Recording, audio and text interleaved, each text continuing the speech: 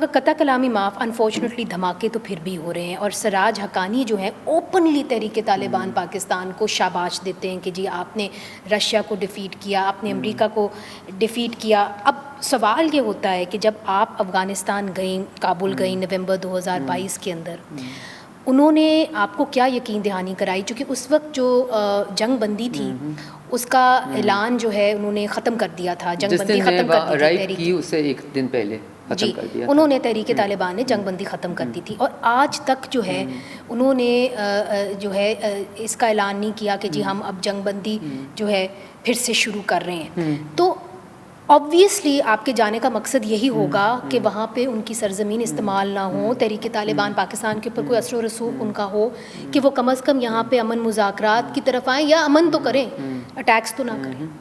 دیکھیں، پہلے تو امن کی بات آپ اس وقت کرتے ہیں جب امن کا چانس ہوتا ہے، ٹھیک ہے؟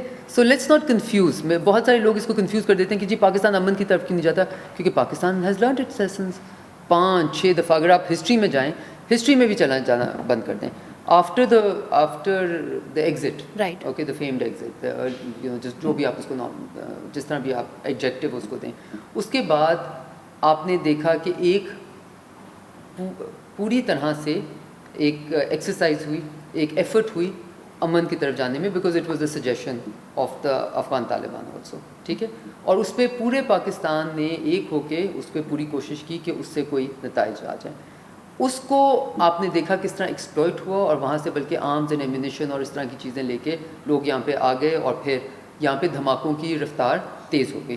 تو ہم نے کیا، آپ اگر ایک دفعہ ایک چیز سے جل جاتے ہیں یا ایک چیز انسکسیزفل ہو جاتی ہے، آپ انہی ٹرمز اینڈ کنڈیشنز اور انہی کرائٹیرینز پہ دوبارہ وہ ٹرائی کریں گے تاکہ آپ دوبارہ ایک دفعہ آپ اس کے حق میں نہیں ہیں، یا حکومت پاکستان اس کے حق میں نہیں ہے کہ امن مذاکرات پھر سے طالبان کے ساتھ ہونی چاہیے؟ دیکھیں، یہ تو اس پہ تو it's a stated position of the government of Pakistan کہ امن مذاکرات ہم نے کوشش کی اور وہ ان کا رزلٹ نہیں آیا، اور اس وقت وہ ایک ریڈ لائن ہے۔ اور آپ بار بار ریفر کر رہی ہیں، کریکٹلی ریفر کر رہی ہیں، because I think that was ہماری طرف سے، اس حکومت کی طرف سے وہ پہلا اسٹیپ تھا، ایک میجر اسٹیپ تھا جب میں افغانستان گئی، لیکن میں بار بار یاد کرا رہی ہوں کہ اس کے بعد ہم نے بہت ساری انگیجمنٹ ان کے ساتھ کی۔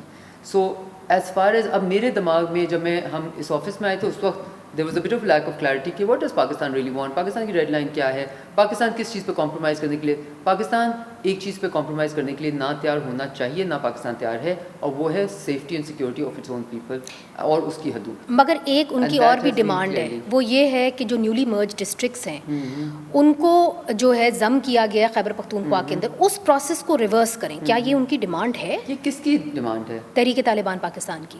وہ اس وقت ڈیمانڈ کرنے کی کیا پوزیشن میں ہے، از مائی کوسچن۔ ٹھیک ہے، گڈ پوائنٹ۔